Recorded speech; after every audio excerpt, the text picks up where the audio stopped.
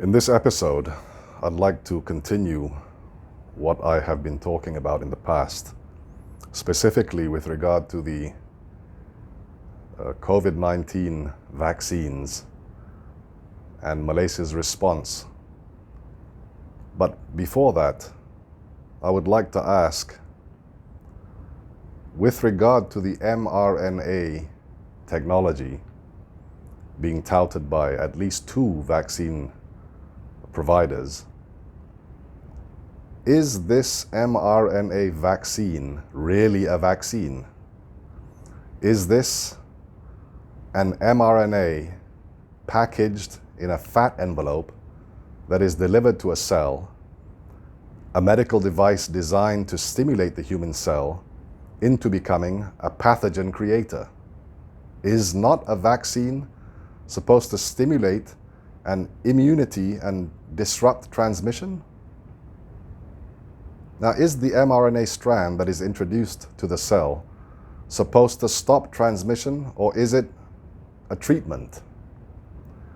If the term treatment were employed instead of the term vaccine, would the response from the public be the same? Now, if the mRNA vaccines are not in fact vaccines, why do you call it that? If you call it a vaccine, it appears to be more acceptable and deflects from any questions that may arise. Is it not true that Moderna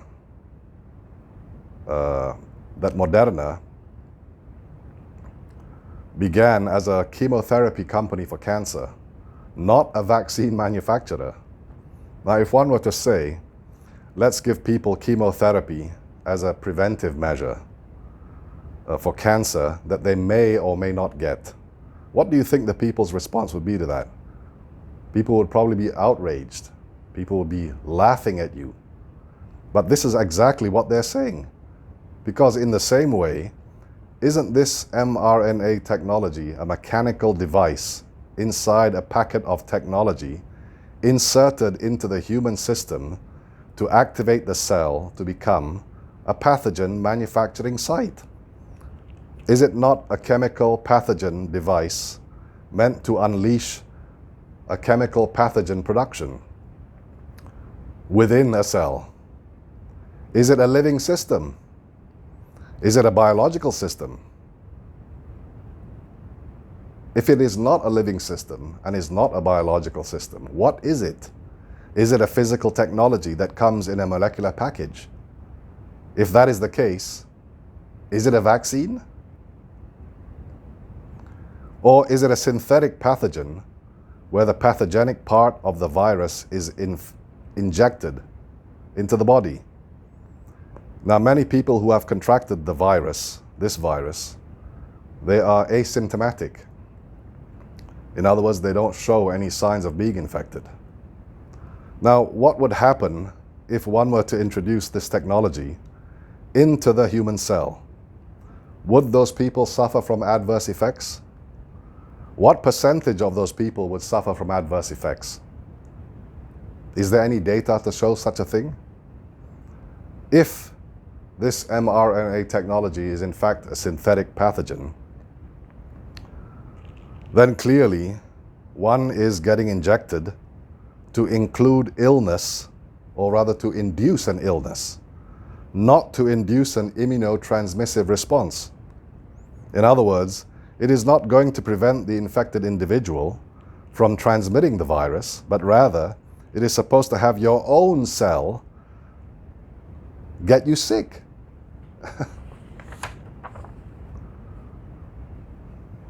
When this virus first appeared, the assumption was that poor countries, in particular Africa, would be most affected by this virus than anywhere else. Now, we already said Africa. Africa was a big worry. But surprisingly, in Africa, most of the African countries were using the treatment of Ivermectin to treat river blindness, because that was a very common thing in Africa, this river blindness. So at least 6 months out of the year, they would be treated with ivermectin to to defeat this parasite. Now, this ivermectin was used on human beings, obviously, to treat river blindness in Africa, as we said. But ivermectin itself, in Europe, was a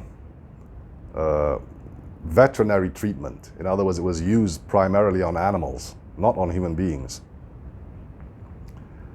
Now, this ivermectin is cheap, and it is not covered by patent anymore. But my question is, why is this ivermectin not being used as a prophylactic? It would seem that in most countries where the infection rates are climbing, you would need to think of some way to bring the rates of infection down, the transmission rates down. Why are we not using ivermectin as a preventative measure? Look at all the available data. Why is there an apathetic stance towards the use of ivermectin as a preventative measure or as a prophylactic treatment? Why? Is it because it's cheap? Now, why do we ask this? It's because cheap solutions are not favored, especially by governments. Nobody likes cheap solutions. Let's bring your attention to what was posted by the National Institutes of Health on January 14th. On that day, the National Institutes of Health in the United States issued a panel statement about the use of ivermectin for the treatment of COVID-19. According to them, this is what they say. The COVID-19 treatment guidelines has determined that currently there is insufficient data to recommend either for or against the use of ivermectin for the treatment of COVID-19. Don't get upset. This is actually a good thing, because previous to that, in August of last year, the NIH, the National Institutes of Health in the United States, they say that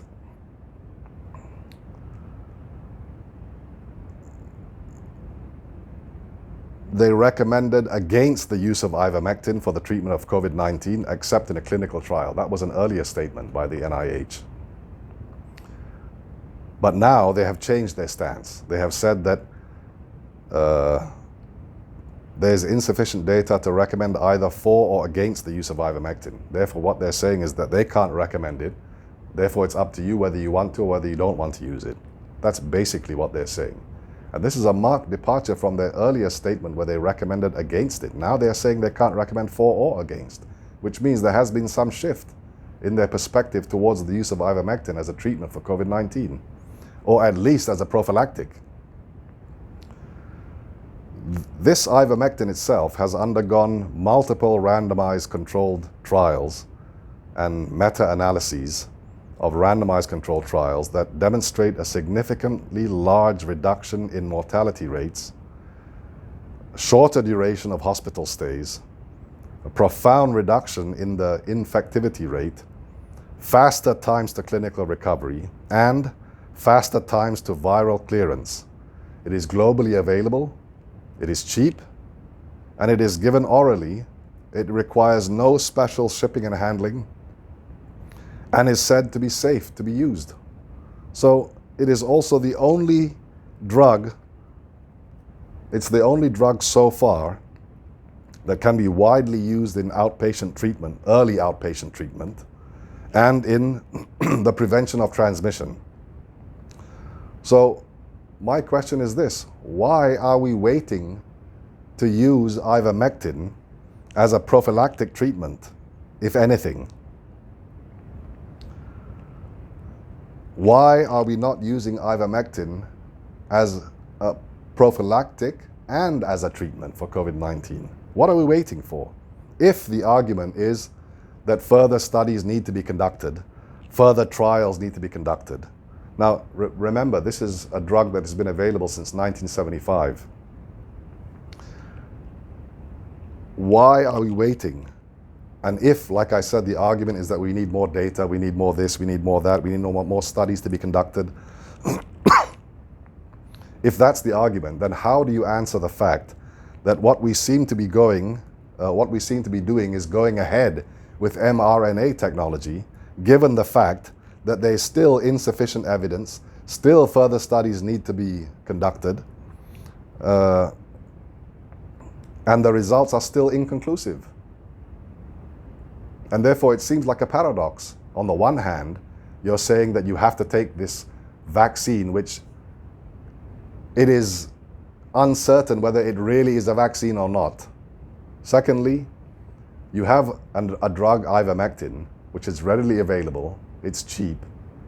You don't have to have any special handling, special shipping. It's given orally. It's easy. And yet you're saying that this Ivermectin is inconclusive, needs further study. I find that to be a double standard. And this is what this government's politicians need to be answering. They need to answer these questions, because when I did the last video about Ivermectin, there were some Muslim physicians who mentioned or who remarked that this is darura, that this is part of the maqasid, that you have to protect yourself and therefore it's necessary for you to have this vaccine. Now, I'd like to correct that, because apparently the understanding of what a darura is and what the maqasid says, I think is misunderstood. In a darura, or in the condition where there is a darura, you have no choice. You either take or you don't. This is darura, that you have no other choice but that. In this case, however, is it proper to classify it as darura if you have choices? Now we have what I would consider to be vaccines, and we also have mRNA technology, which I don't consider to be a vaccine. On the contrary, I consider it to be a technological, packaged pathogen, packaged in a molecular size. Now we have these, and we also have Ivermectin, according to the doctors. And we also have a combination of Ivermectin with certain other vitamins that are possibilities. If we have such choices, we cannot claim that this is the darura, because we have choice. Secondly, on the part of the maqasid, where you're supposed to protect oneself, is it protecting oneself if you inject yourself with the pathogen? In other words, if you introduce your body to danger, is that in accordance with the maqasid? Again, I will say it's not. And therefore, to suggest that what Malaysia is proposing with regard to the rollout of the mRNA technology, which is touted as a vaccine when it isn't, I would say that this does not conform to the maqasid. I would also say that it does not conform to darura, which brings another issue to light. Already, the numbers of COVID-19 infections is rising in Malaysia. Already, most Malaysians are put in great difficulty because of this. And yet, in times like this, already we have an emergency declared. And yet, in times like this, leaders of political parties continue to defy what the government is trying to do, what is safe for the population. What I mean is this. I'm sure it hasn't escaped your attention. Maybe a week ago or so, UMNO youth leaders decided they were going to distribute 2,000 chickens on a first-come, first-served drive-through basis in Putrajaya. And this caused great congestion. More than 2,000 people arrived at the handout point expecting to be given free chicken. None of them were observing the standard operating procedures. None of them were were observing the Ministry of Health guidelines. And the sponsors of this event only got off with a compound. I find this to be abhorrent. Already there is danger. Already there is infection. Already there are rising death rates, rising mortality in this country. And you want to go and hold an event where people are going to be crowded in a confined area to give away free chicken. Where is your sense? You always talk about wanting to defend Malay rights, wanting to defend the rights of Islam, wanting to defend Muslims, etc., etc. And yet what you are doing goes against the grain of Islam, goes against what the Malays really need.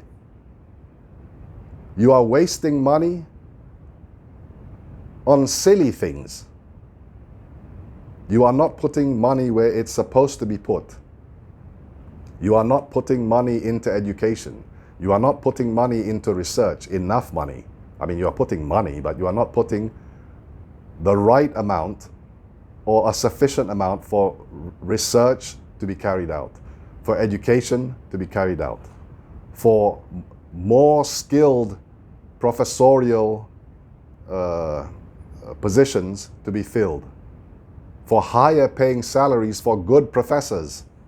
You are not doing any of that. On the contrary, you are preventing that from happening. You are not following Islamic guidelines. You are exposing people to danger when you know that danger exists. This is a sin. This is dosa besar, because you know this is a dangerous time. You are exposing people to risk by saying to them, come, I'm going to give you free chicken, knowing full well the mentality of the people here that anything free they will rush. And you call yourself a defender of the Malays, you call yourself a defender of Islam. You have no right to do that anymore. You have lost that right. Not only UMNO is responsible, I mean UMNO in the sense of the leaders of UMNO, not the UMNO ordinary members, the leaders of UMNO, the leaders of PAS, these two political entities which claim to defend the rights of the Malays and the rights of Islam and the Muslims. They have no authority to do so anymore. What they are doing is in reality satanic. Let me explain. The thing that Satan loves the most, and the thing that Satan's followers do, is this. It is not that they influence people to be immoral. It is not that they influence people to commit sin. It is not that they invite people to do abhorrent things. It is not that. The thing that is most pleasing to Satan is division, divisiveness. That is the thing that is most pleasing to Satan and his followers.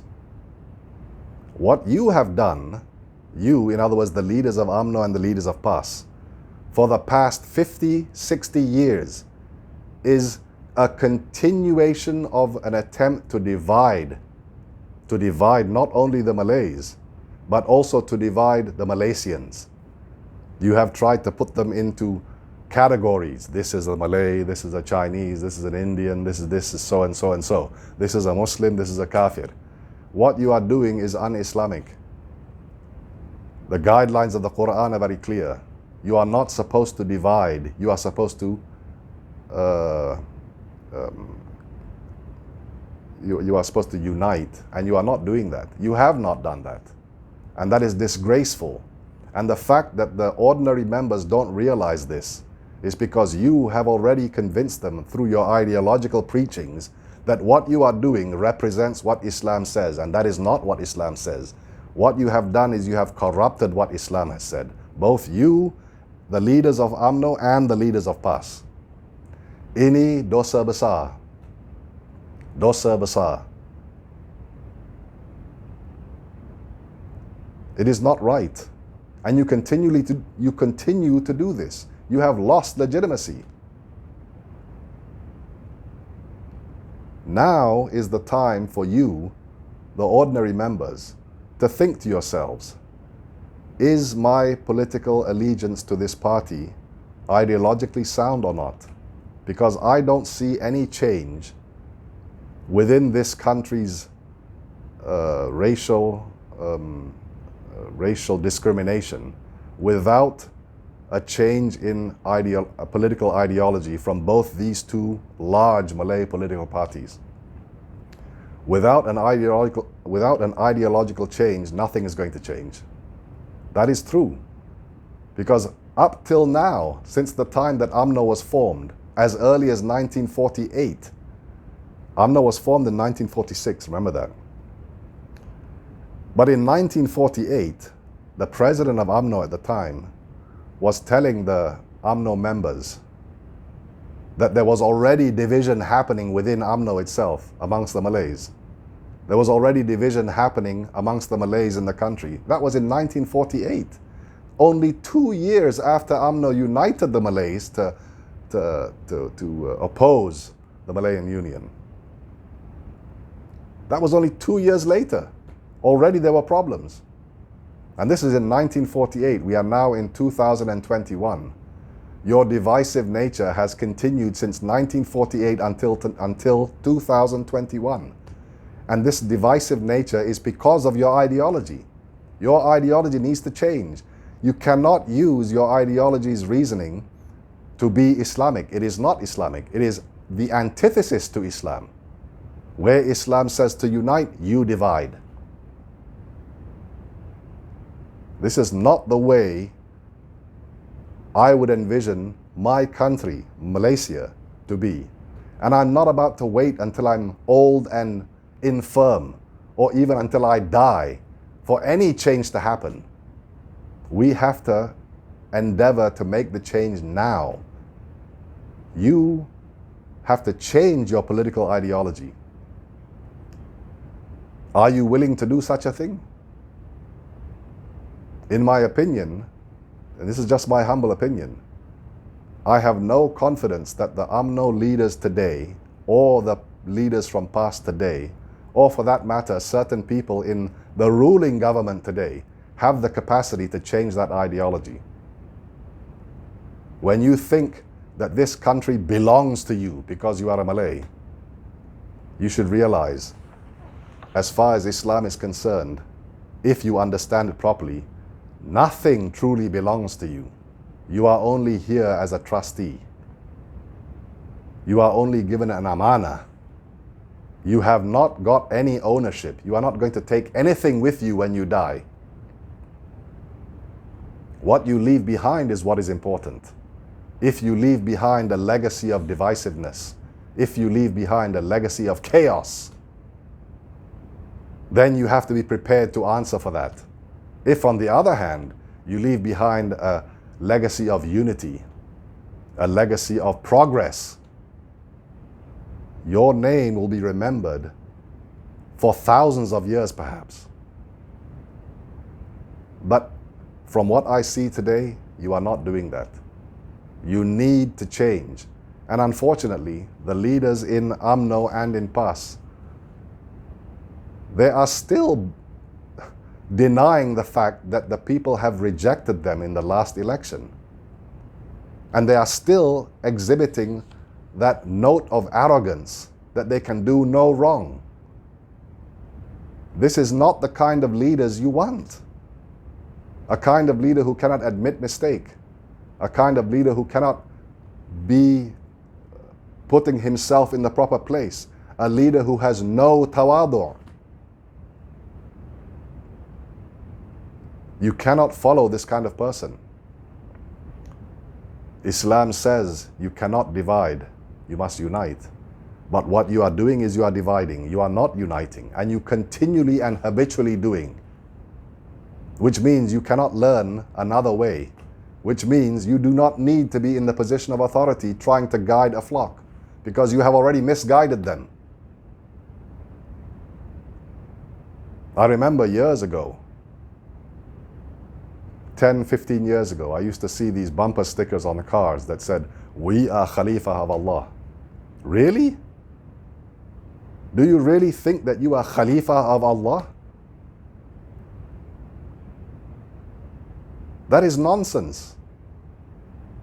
They will say, well, look at the Quran. The Quran says Allah says He's going to create a Khalīfa, which was mankind. And therefore we are Khalīfa of Allah. No. The Quran does say that, but you need to have a proper interpretation of that. The Khalīfa refers to the fact that everyone has the potentiality to be a Khalīfa, which means that you have to have authority, you have to have rule. And yet, you don't even have Khalīfa over yourself. How do you think you are going to rule or have authority over yourself, your family, your country, your nation, if you don't even have authority over yourself? Sekiranya kita tiada berupaya mengatasi diri sendiri, you cannot, you have no right to call that, which means that you have been brainwashed into thinking that you are of a superior race. That reminds me of something else, not about the Muslims. It reminds me more of the Sha'bullah al-Mukhtar. Who are these Sha'bullah al-Mukhtar? These are the Israelites, the ones who consider themselves the chosen people. You are falling right into that position. And whose fault is that? Your leaders, your political leaders have led you along that path, have led you astray. Politics and political leaders have no authority, have no business to talk to you about religion, about theology, about language, about history. They have no authority at all. And yet, why do you put your trust in them? As far as I'm concerned, they are wakil ra'yat, they are wakil. They have yet to become yang berhormat. They should be yang dihormati. There's a big difference. The one who is ennobled and the one who is noble.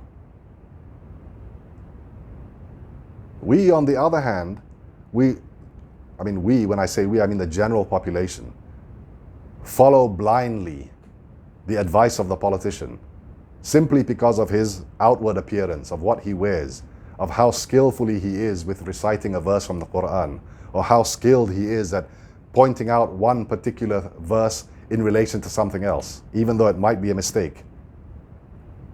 And people become enamored by this. You are misguided. They have no authority. And yet, they consider themselves as having authority.